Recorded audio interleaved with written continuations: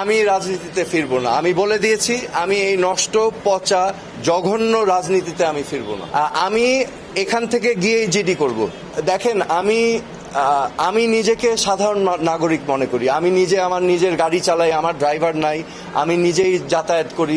আমি চেষ্টা করি একদম সাধারণ মানুষের মতোই চলাফেরা করতে। আমার একটা ফিটনেস সেন্টার আছে, আমি সেখানে কাজ করে আমি আমি আমি আমার দিন চালাই। হ্যাঁ, তো আমি অনেস্টির সাথে আমি কাজ করেছি।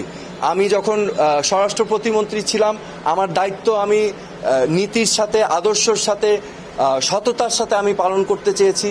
আমি অন্যায়, অনিয়ম, দুর্নীতির বিরুদ্ধে সোচ্চার ছিলাম এবং পদক্ষেপ নেওয়ার চেষ্টা করেছি। পরবর্তীতে আমি পদত্যাগ করার পরেও সময় সময় কিন্তু আমার উপরে নানাভাবে নানা কিছু করা হয়েছিল। 2013 সালে আমার এক ভাগিনা রাকিবকে পুলিশ নিয়ে নির্যাতন করেছিল, সেটা নিয়েও মামলা হয়েছিল। পরবর্তীতে 2018-19 সালে আমার আরেক ভাগিনা, ওকে কিন্তু অপহরণ করে এই যে আজকে যে আয়নাঘর আছে, সেই আয়নাঘরে 11 দিন রাখা হয়েছিল। আমি কিন্তু সে সময় প্রতিবাদ করেছিলাম গুম, খুন, হত্যার বিরুদ্ধে, এবং আমি অনেক কষ্ট করে, অনেক কায়দা করে আমার ভাগিনাকে উদ্ধার করে এনেছিলাম। এবং আমি সেই সময় কিন্তু বারবার বলেছিলাম, এরকম ঘটনা ঠিক না, এরকম ঘটনা যেন আর কোনোদিনও বাংলাদেশের মাটিতে না হয়। তো আমি সবসময় প্রতিবাদ করে এসেছি আমার অবস্থান থেকে। আমি তো একজন সাধারণ নাগরিক, আমারও তো নিরাপত্তার একটা বিষয় থেকে যায়, তাই না? তো আমার অবস্থান থেকে আমি চেষ্টা করেছি, সব সময় বলেছি, অন্যায়ের বিরুদ্ধে আমি কথা বলেছি।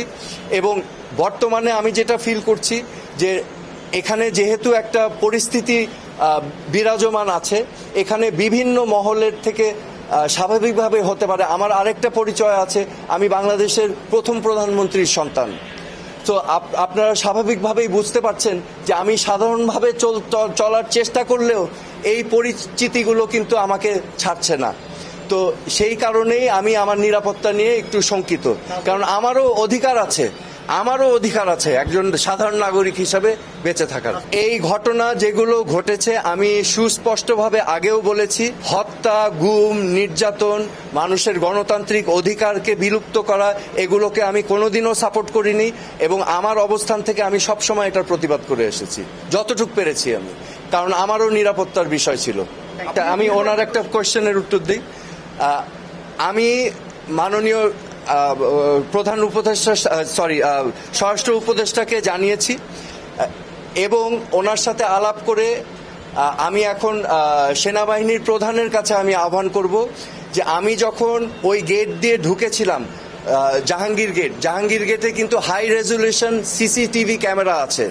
তো আমাকে যেই মোটরসাইকেল ফলো করেছিল, আমার বিশ্বাস সেই মোটরসাইকেলের লাইসেন্স প্লেট বের করে তার পরিচয় নির্ধারণ করা সম্ভব, সেনাপ্রধান যদি চান।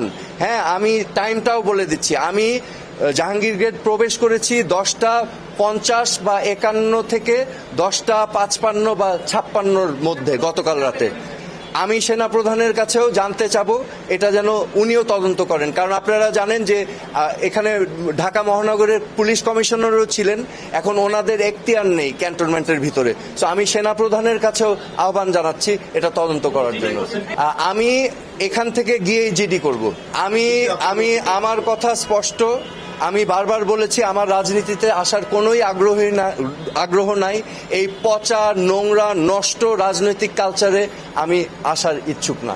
আমি মনে করি যে কোনো রাজনৈতিক দলের উপরেই প্রতিহিংসা বা নিপীড়ন করা সঠিক না, সেটা যেই দলই হোক। হ্যাঁ, সো এখানে অনেক নিরীহ নেতাকর্মীরা আছেন, তাদের উপরে অত্যাচার, নির্যাতনের আমি নিন্দা জানাচ্ছি।